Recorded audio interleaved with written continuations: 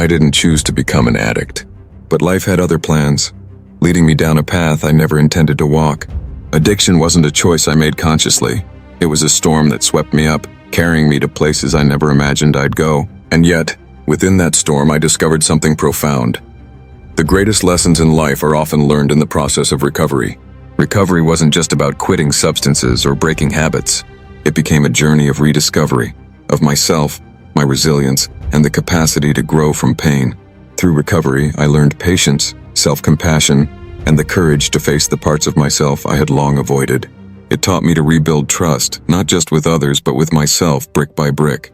In recovery, I found community, a group of people who understood the struggle, who showed me that vulnerability isn't weakness, but strength. I learned to celebrate small victories, to find joy in progress rather than perfection.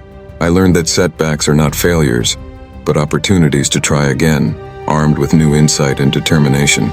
Addiction may have taken me off course, but recovery became the road I never knew I needed to walk.